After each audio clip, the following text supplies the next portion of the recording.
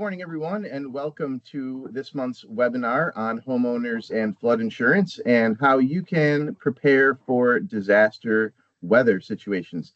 I'm joined by a bunch of my colleagues from the New Hampshire Insurance Department, Emily Doherty, Luann King, and James Fox from the Property and Casualty Division, AJ Kierstead, our outreach coordinator, and of course, our Commissioner, DJ Betancourt. So for some opening remarks, I'm happy to pass it over to Commissioner Betancourt. Well, thank you very much, Andrew. As Andrew mentioned, my name is DJ Betancourt, and I have the pleasure of serving as the Commissioner of the New Hampshire Insurance Department. And I want to welcome you to our department's monthly webinar series. Those of us who live in New Hampshire appreciate that we are very, very lucky and fortunate to live in this beautiful state. And that's the case, of course, for a lot of reasons. But one of those reasons is that we are fortunate not to have some of the catastrophic weather events taking place here the way that some other states do. Now, that's not to say that we don't have them, of course. As we know, the last couple of summers, we've had some pretty significant flooding events. And so today's webinar is going to focus on some things you should know about those flooding events.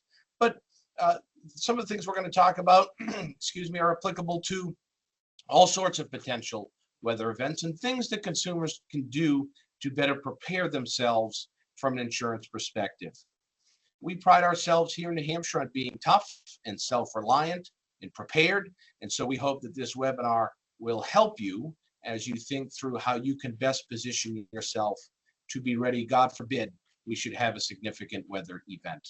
And so with that said, I will turn it over to my colleague, James Fox. Good morning, and thank you, Commissioner. So the first thing we're going to talk about today is, we're talking about disaster preparedness, and I guess the first step in our minds of preparedness, since we're in the insurance department, is that you should take this as an opportunity to read your policy. Now, the good news is Luann King's here with us today, and also I believe Chris Moreau's online with us. They read all of the personal lines policies, so they will have read all of the homeowners policies and the auto policies. And umbrella policies that are out there to purchase. So we actually, in the first instance, do read all the policies for you to make sure that they're compliant with New Hampshire law and they're not against the public interest. So we go through that, and I think we do a great job here. But one great exercise for everybody to do is to actually take out your policy, and if you don't have it, get a copy of your policy from your insurance company, and you can either get it online or call them, however you can get it, and read it. I guess the first step, all P&C policies are pretty much designed the same way. You get a coverage grant. That's like, we're going to give you coverage, like if a home accidents that occur inside the home or outside the home, not involving a motor vehicle. And if it's a motor vehicle, we'll give you for motor vehicle accidents. So that's the liability section. And then the property will give you the house or the car. But they're all basically designed the same way. So you get a very large coverage grant. And you get, oh my God, look at all I'm going to get. And then after that, pretty much everything in the policy mostly takes away from that. There are conditions that you have to adhere to. There are exclusions that say we're not going to give you this much. And then there can be endorsements would make either that in that one instance can enhance your coverage or more restrict your coverage. So it's really important to read your policy to understand it. Now, with that, I would say the next layer of that is most people aren't going to fully understand their policy. And they're not going to understand how, which is extremely important, how courts have interpreted the policy. So you might read your policy and think, oh, well, I guess I don't have coverage for this, or I do have coverage for that. And maybe you're right, but maybe you're wrong, because in New Hampshire, if there's the rule is if there's two reasonable interpretations and one of them provides coverage and one doesn't, then you get the coverage. But then there is usually a fight about what is a reasonable interpretation. So it's really important, with all of that said, to go to your producer if you have a producer. And I would say, unless you're an insurance expert, you should have an insurance producer, because they will be able to explain to you the types of insurance policies that are available to you and how they've been interpreted. And they can listen to your exact concerns about your risk and give you basically the best policies for your situation. So that's like the first step I would do in getting ready for a storm, is before anything happens to understand what coverages I do and don't have, and don't assume that you have something if you haven't checked it out. And one last layer, if you're ever concerned whether you have something, you've read something in the policy and there's a storm coming up and you think, oh, I might need that, it's always great to call the insurance company or the producer and say, I just want to make sure I understand this. That way, if that person says whatever they say, if they say that's not covered, they might be able to give you an endorsement that will provide the coverage you want, or they will confirm it is covered. Then they would have to, as I would say, own that in the extent that it comes into play. So once your policy's done, then if a storm's coming, you're going to obviously want to take a look at your property, for example, and try to protect it as best you can in the first instance. And a classic example of that is an automobile. If you have an automobile and you have a tree that let's say has been around a long time and is not I believe a hardwood, more rooted to the ground. If it's a softwood, you probably would want to park your nice car under that tree and assume that it's going to be fine. You'd want to put it in the garage, maybe move some stuff out of the way to get it into the garage. And obviously, you want to make sure that all the windows are shut, all those little rectangular windows in your basement. We're going to talk about flood are shut to make sure the water doesn't come in there that way through a flood, and basically give you your house like a once over, like a pilot gives the plane a once over, and your car to make sure that your property is protected as you would like it to be. Nothing is going to be perfect in a severe storm. Say New Hampshire, as the commissioner said, we don't get a lot of catastrophic storms, but we do occasionally. People will get what they call microbursts, which can be extremely devastating. So if that happens, you hope your home survives, and in that sense, probably in the long term picture, you want to make sure you've done things like update your roof as soon as when appropriate, and make sure you pick materials that are going to be able to withstand some storms. So basically, I guess from the insurance department's thing is you want to read your policy, and then if a storm's coming, you want to in the general sense, have over time protected the property as best you can. And then in the short run, make sure everything's kind of set up best as it can be for the particular storm that might be coming. If you already have a lot of snow on your roof and a blizzard's coming, you might want to get your snow roof off the snow off your roof. And with that, I will send it over to Luann to discuss in detail things you can do to prepare for in case there's a claim. I think I would say. Thank you, James. That was a really good overview. And now that your policy is all set, you've read your policy, you understand it, you've asked questions to your agent if you needed to. The next thing that you should do is you should have an inventory of your possessions in your home. I'm talking about. I don't know that everyone could sit down and list everything that they have in their home. There are things in the attic or the basement that you may only see seasonally, for example. So the best way, there are several ways you can take an inventory. You can take a paper and pen and write everything down. Keep your receipts if you buy any high ticket items and so forth to prove that you've purchased, when you purchased it, how much you paid for it.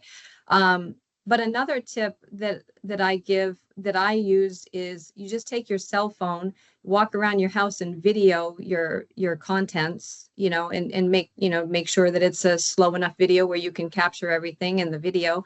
And then you don't want to keep your inventory, whether it's on paper or pictures or video, in your house or even in a nearby location in case of a catastrophic event.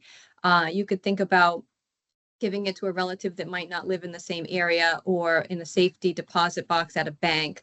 But if you do the video with your cell phone, my cell phone automatically backs up to the cloud. So no matter where I would be able to have access to that inventory, that's really important in the event of a catastrophic loss where you're already in a state of shock, and then you're tasked with trying to remember everything that you've lost in that event. So having an inventory and keeping the inventory away from the property is a really good idea ahead of time. Like it's a good idea like before now, even though there's no storm pending, it's a good idea to always have that at the ready. And then with that, I think we should talk about all of the different coverages, all the different policy types. And for that, I will send it back to James. And I would just add to what Luann said, which is a great overview, is one of the great reasons why you want to have as much like information as possible available in case there's a claim is that way you can avoid what might be called a examination under oath. So if you go to the insurance company and you say, oh, I had all of this, all these personal items, and they're like, does this really right? They may do an examination under oath, and they're going to go through each little piece, each little personal item that you claim you had, and go through like, where did you get it? When did you get it? And that can be, kind of an unfun experience. So if you have all of that material ahead of time, and you've like secured it somewhere other than your home, obviously, then you can just give it to the insurance company. It kind of proves it up front, and you won't have to go through that process. I mean, the claims process, the insurance companies have to do their due diligence, which you understand, but it's not a fun process. As to what is a fun process is the coverages for personal lines.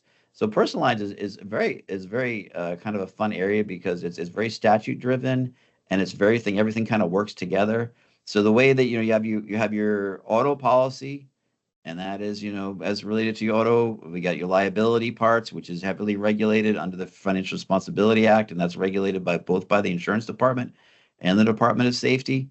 And then with that, you have FISDAM, as we call it, which is your comprehensive and your collision coverages. So that means you can protect yourself for liability purposes, and you can protect yourself from physical damage to your vehicle. And also for bodily injury yourself, you can also have uninsured motorist coverage, which gives you is whatever limits you want. So if you want to have a very high limit policy for liability, then you get that for uninsured motorists. And we don't have mandatory insurance in New Hampshire for auto, but what we do have is the ability, and the legislature has spent a lot of time on the different statutes, making sure that you're able to protect yourself. And that's why we don't have mandatory insurance. But a lot of this is statute driven. So to a certain extent, we do read all the policies and make sure they're compliant with the statutes. But again, as I said, it's important to read your policy, but there's also statutory obligations that even if your policy doesn't have them, they would still control, because statutes trump basically policy language. So that's why if you ever do have a loss, and a significant one in particular, and you're concerned, it's always good to go to a coverage attorney to help work through if the insurance company tells you that it's not covered, or to contact the insurance department here, and we can also work through that too. So now, in addition to the auto policy, you have the homeowners policy, which is, the best way to think about it is they work together. So your auto policy is designed for everything that's kind of auto related, and then your home picks up everything that is, and you have a renter's policy if you don't have a home. A homeowners policy, renter's policy picks up everything that the auto doesn't. So there really shouldn't be any gap between the two, but there also isn't any overlap. So as with the auto policy, the homeowners policy is highly regulated, and this is kind of important. It's highly regulated for fire and lightning. So we have in our statute, we have what we call the fire policy. It's the only insurance policy that's actually written into the statutory scheme. So again, that's why it's important. So if you happen to have which would be very unusual, but if you happen to have a homeowner's policy that didn't comply with the minimum requirements of the fire statute, then the fire statute would trigger, and then that would provide you the coverage that you would need. So the other important thing that we want to talk about in terms of disasters with the homeowners is that I said that the auto and the homeowners, they work great together. They're not, but they don't provide insurance companies aren't going to provide you all of the coverage you might want. It's basically a negotiation of risk. I have these risks. I'm concerned about them. I would like to purchase the policy. And then the insurance company says, well, we will take on these risks. It's kind of like in property law. They're like little sticks. We'll take these sticks. We don't want those other sticks because it's too dangerous.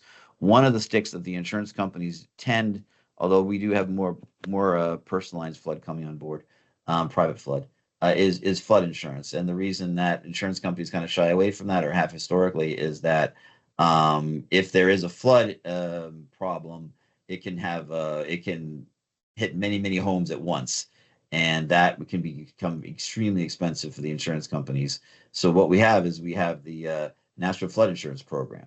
So the National Flood Insurance Program is a federal program, and it's in my mind works kind of in concert with the private homeowners industry. So you can get your homeowners policy, and then you can either buy your flood insurance through your homeowners insurer, or you can buy it direct from the National Flood Insurance Program plan. But what that does give you then is it gives you flood, and then you say, why do I need flood? And the reason you want to make sure you have flood is because the simplest way to look at it is any water that involves the ground around your house and then that water coming and damaging your house is not going to be covered by a homeowner's policy. Water damage in a homeowner's policy is more like usually the classic is a pipe breaks. But again, that the exact parameters of even that are not 100% controlled by the statutes. So you want to again talk to your producer to determine, what level of coverage do I have, and should I have a flood policy? A lot of people would think, oh, I don't need a flood policy because I don't know how I live on the side of a mountain, and how could a flood ever hit me? But if you live, for example, on the side of a mountain and someone like builds land above you, and they clear their property then of a lot of trees, so there's not as much absorbing of water, and the water runs down on the dirt, remember, on the ground, and then it hits your house, like invades your house and damages your house. Then that would be a flood. You need to have flood insurance for that. It would not be under your ordinary homeowners policy. So a lot of people have situations where they may have a flood and they don't think about it much. It's not going to happen often, but we have those 100-year storms, 50-year storms, and it seems like they have more often than they used to with the current weather patterns. So I would say that is a great coverage to look into. And the last personal lines coverage that we always suggest is to get an umbrella policy. And an umbrella policy does exactly what it sounds like. It sits like an umbrella over your auto and your home, over your other coverages, and that basically gives you an extended limits for the coverage you need. Some are follow along, and they just basically give you the coverages you have below. Others are independently written, but it is a very inexpensive coverage that, if you have, the old saying is, if you have assets to protect, you should definitely have an umbrella policy to protect those assets. If you don't have assets, well, it's probably less important. But if you have assets, which a lot of people do, you should have an umbrella policy. So those are the common personal lines policies and up for disaster purposes. I would say there is the flood issue, but then there's also, again, talk to your producer, particularly as to your home, which is a lot of people's biggest assets. To say exactly what coverages do I have, and also layered on top of that, what expectations does the insurance company have, let's say for winter storms? What should I be doing to my property so that I don't get in a situation where something happens and then the insurance company points to a provision and says, well, that's not covered because there's was an ice dam situation that you didn't address. So you want to just talk to your producer to make sure that whatever possible thing could happen, you're in the right position to make sure you have coverage without having any type of fight with your insurance company. And be clear, the insurance companies do a great job, but they're not giving out complete coverage for everything. So they give out the coverages that they're supposed to give out. They're not going to just give out coverages that aren't contained in the policy. So you want to make sure you're in the best position when a claim does happen to make the claim as easy as possible to handle. And with that, you'll go back to Luann. Thank you, James. So after the event, after you've had a disaster, what is the first thing that you should do? You should always reach out and call your local agent or your company, your insurance company. Tell them, explain to them what has happened, and ask them what you should do. Because your insurance agent or your insurance company, they will tell you step by step what they want you to do. Your policy will have a provision in there. It makes you responsible for preventing further damage. And by that, I mean, for example, if you have a hole in your roof from a tree that has come down, they might expect you to put a tarp over that to prevent additional damage happening to your home.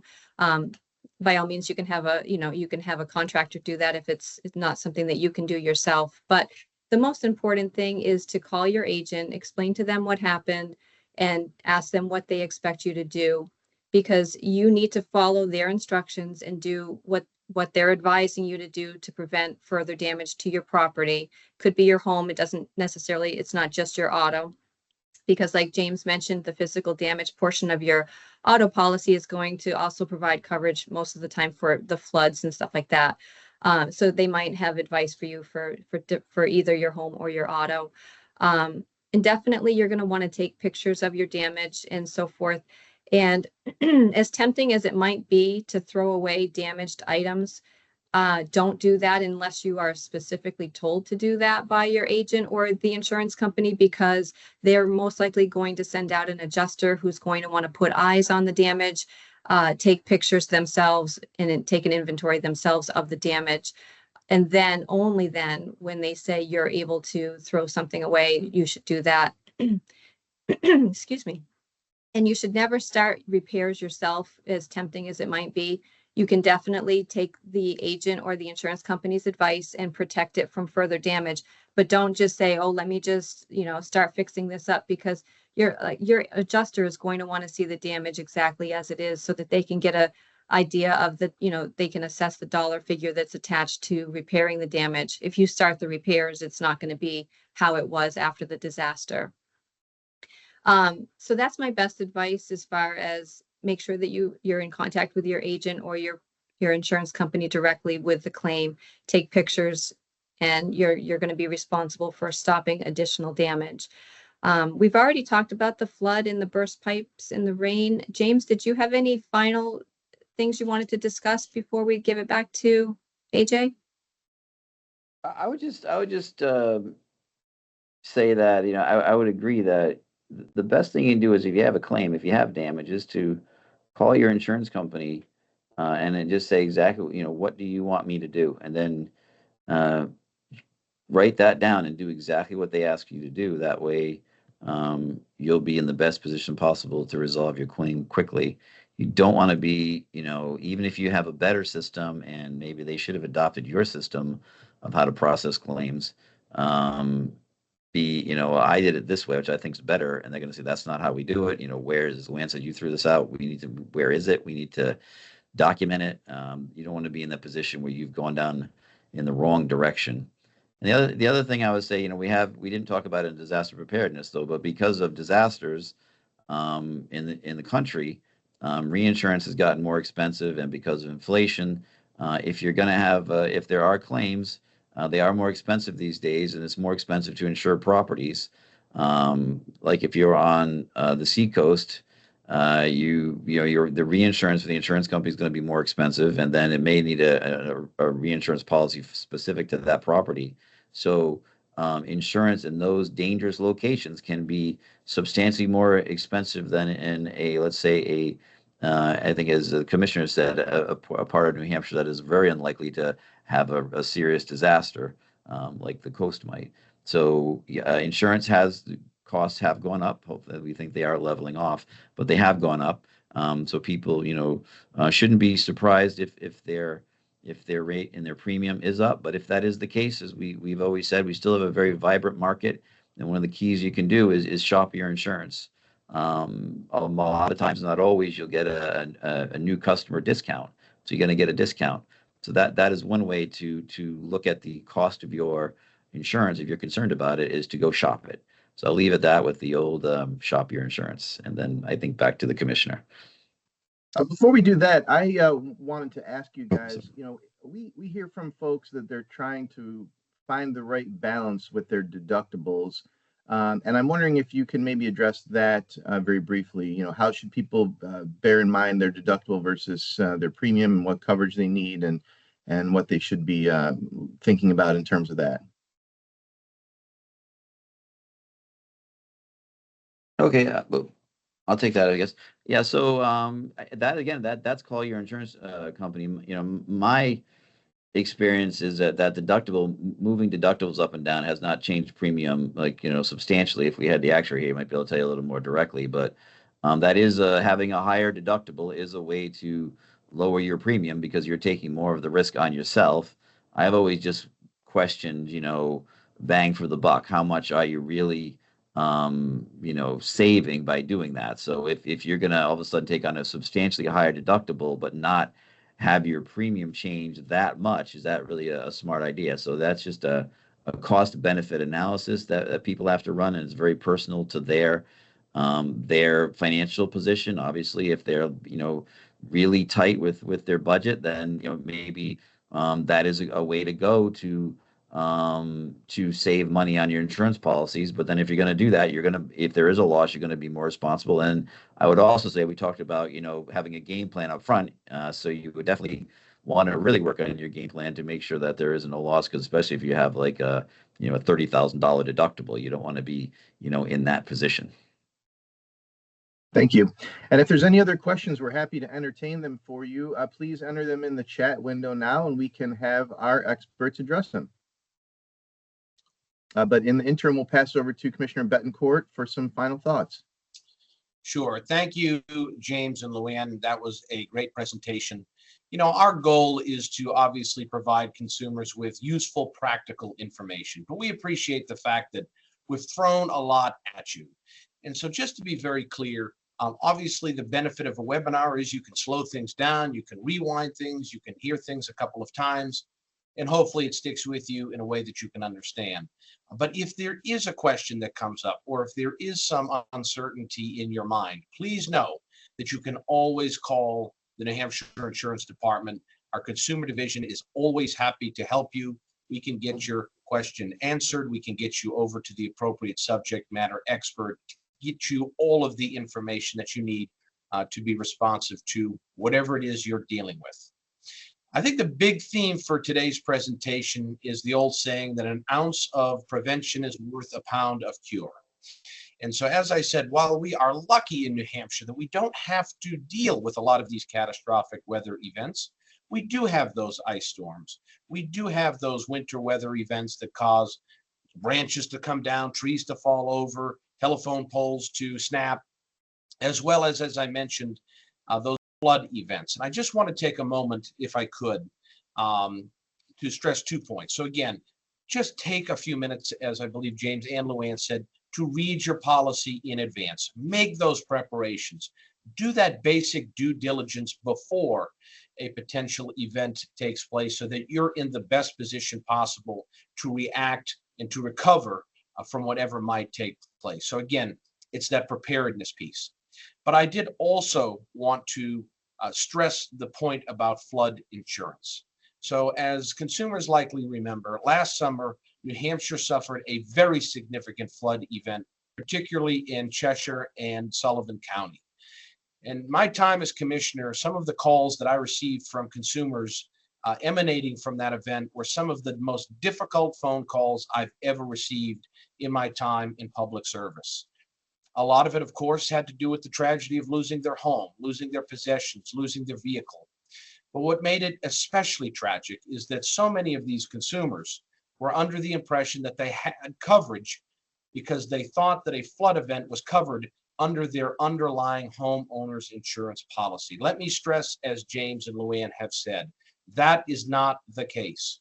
You must absolutely buy a separate flood insurance policy. And James did a good job of telling you how you can do that. You can either seek that coverage out on the private market, or you can get that coverage through the National Flood Insurance Program.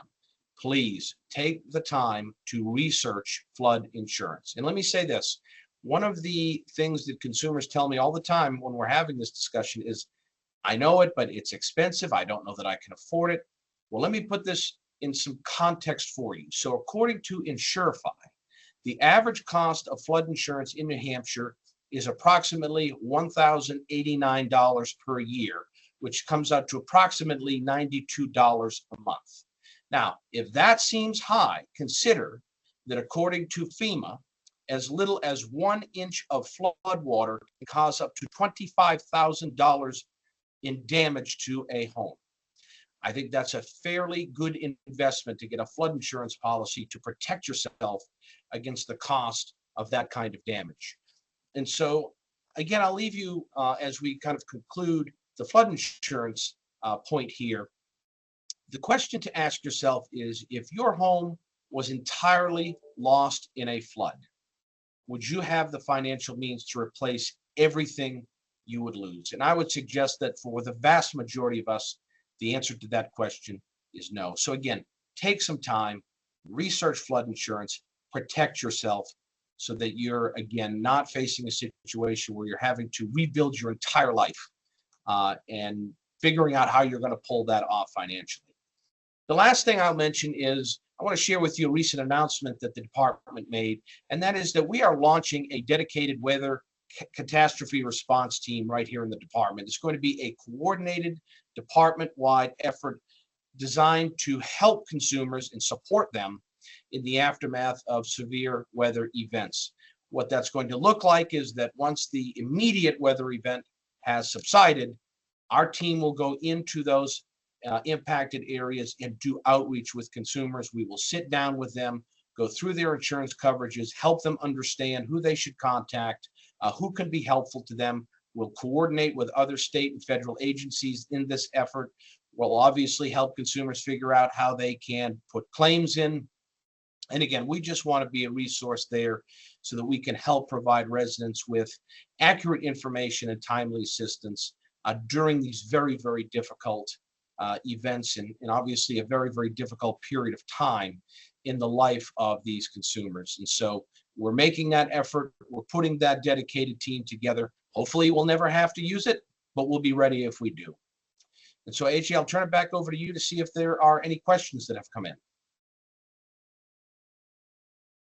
Yeah, we've got a question from the audience, and they ask, what is the usual for housing insurance for homeowners? What is the usual time between having the catastrophic event and when the insurance company can review it?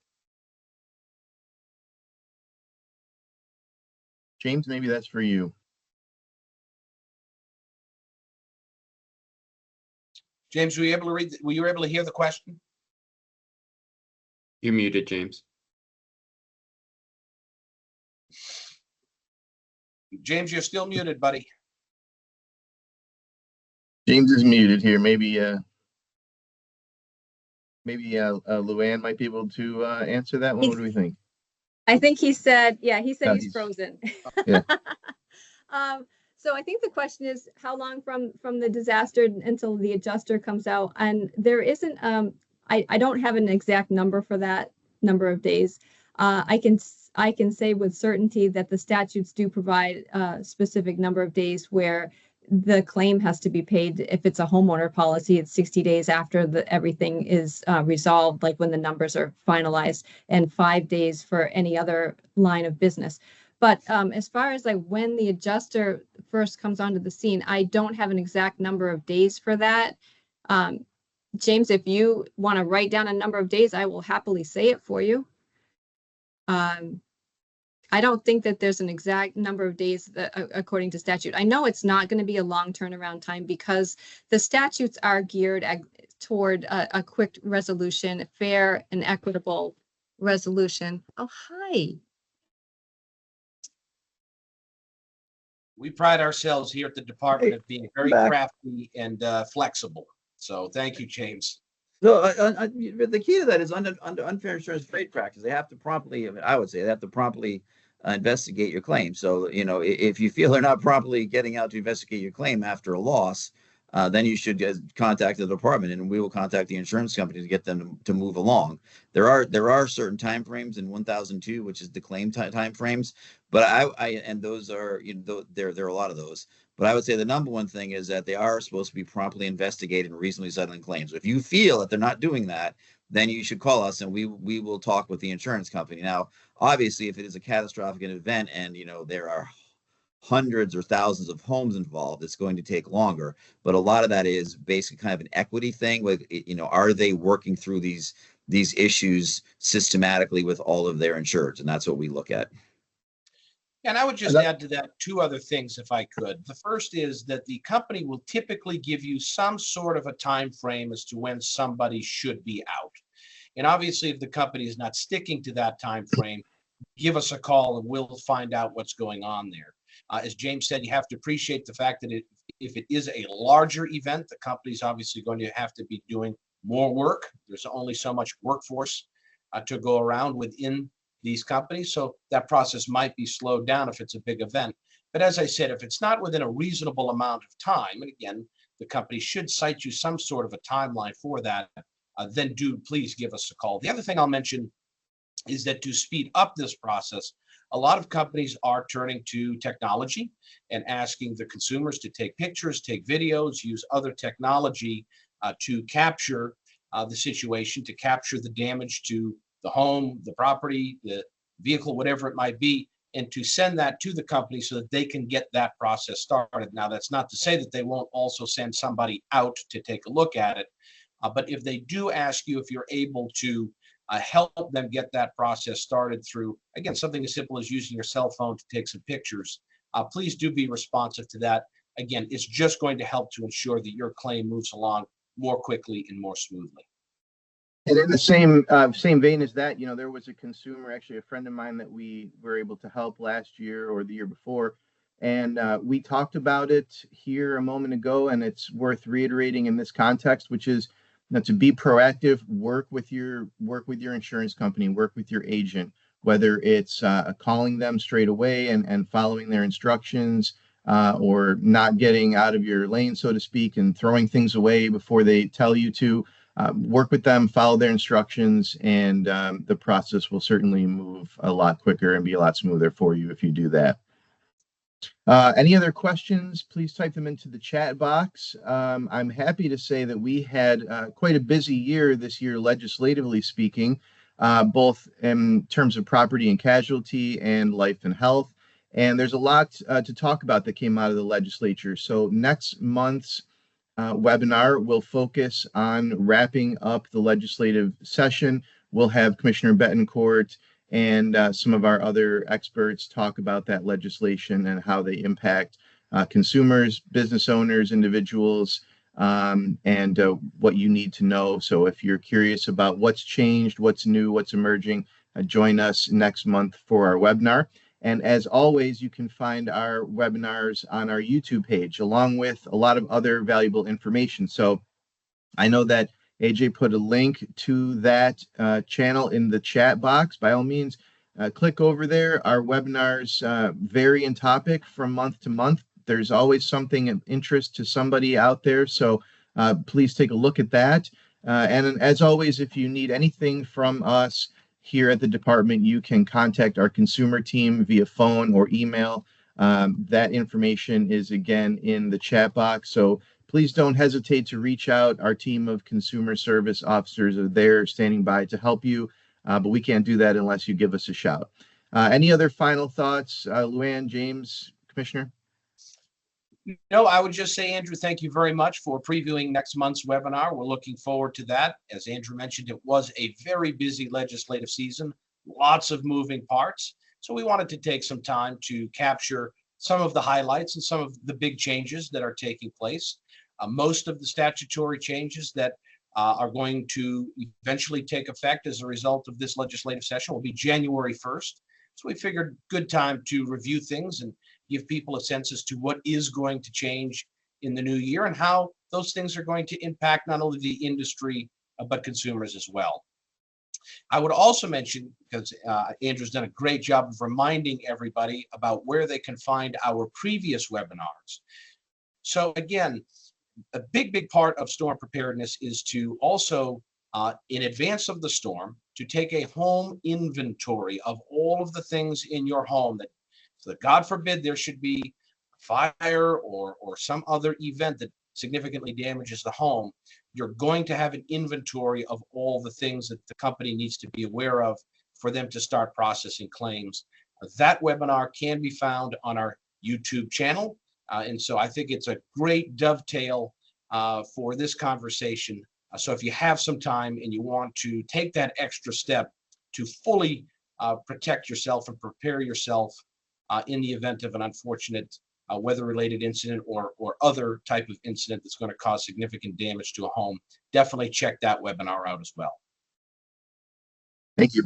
All right. Well, if you have any other questions, please email us, and we'll do our best to connect you with the right subject matter expert who can answer your question in a timely manner. And as always, any other questions, please direct them either to our communications team or our consumer services team. We appreciate you joining us, and we'll look forward to seeing you on next month's webinar. Take care.